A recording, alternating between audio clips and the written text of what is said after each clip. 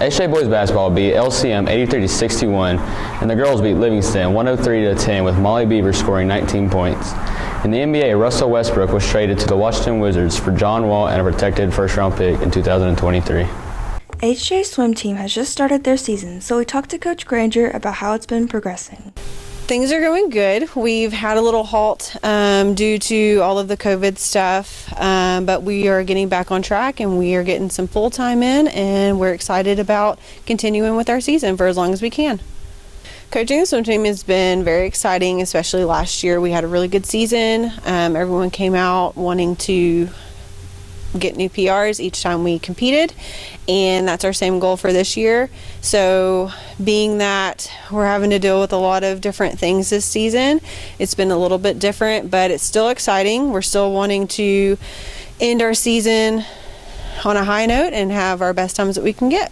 This year it's been different because we're dealing with all the struggles of COVID like everyone else, but I think we've done really well with overcoming those struggles and following our regulations and all of our safety protocols. We asked her what her goals are for the swimmers this year. My top goal for our team is to ultimately end the season with each of our members having their best time. We always want to end the season with their best PR possible.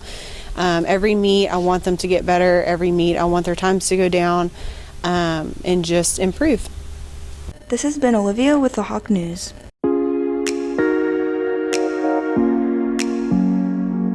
What made you want to become a teacher?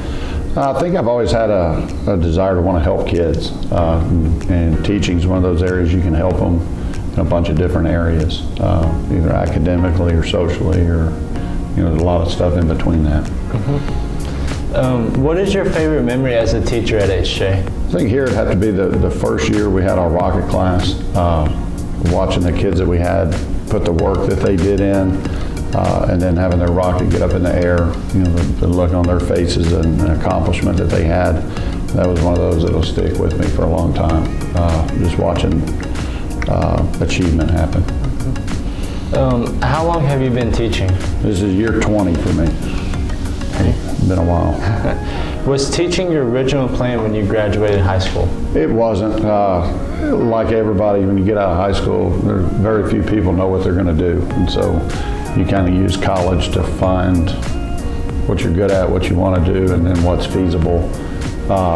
Went into the financial sector for 2 years out of college, and then kind of gravitated to you end up doing what you are meant to do most of the time, and that's kind of how I ended up teaching. Very good. Is there a teacher from your past that inspired you? Oh, there's a bunch. Two off the top of my head. I talk to him once a week still, would be Mr. Butcher, who was my physics teacher at Deer Park, and Mr. Pagel was a history teacher. And those were classes you just didn't want to miss. And so a lot of the stuff and the way I kind of do stuff is modeled after those two guys. They were really good at what they did. Okay, I think coaching and teaching go hand in hand with, you have kids from different backgrounds and levels, and you have to kind of merge all those together to get the same output. For teaching, that's hard to do sometimes because one size doesn't fit all, and so it makes you kind of step out and give the same lesson in a different way where everybody can kind of get it on their own terms. Okay. How did you learn to manage all your classes and a basketball team all at once? That's an ongoing thing. So 20 years in, you still try to find little tricks, and sometimes, there's days like today you have to find an extra 30 minutes somewhere.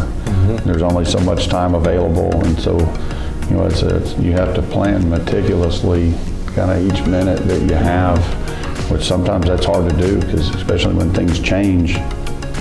Now you got to pick up and adjust a plan, and so trying to juggle those, you just have to stay on top and know what you're doing and do things with a purpose. Hello, this is Jacob, and welcome to DIY Stuff. Today we're going to make a mask, surgical grade, out of regular household materials. You're going to make a square. All right. we got the square now. It's not perfect, but that's okay. Now we're gonna cut out a rectangle of the black one.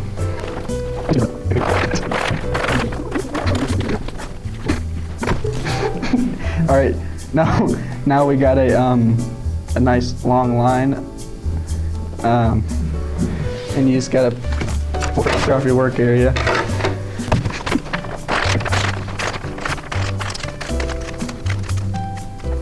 As you can see here, we have a square, and it's small. That's great. Now you're gonna take the pieces, and you're gonna clear your workstation. And you take the pieces, and then we're gonna tape them together to form Santa's tool belt.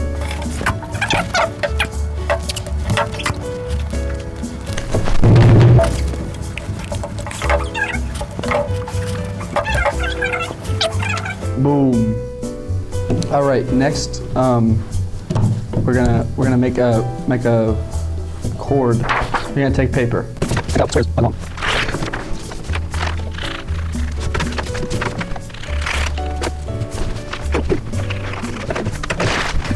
Previously constructed Santa Claus tool belt of sorts, and we're gonna combine it with these strings.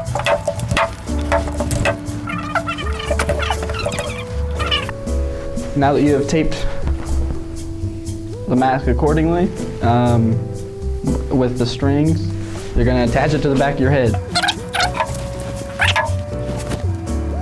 Now I have a mask on. It's covering my nose and my mouth. It's surgical grade. I feel like a doctor.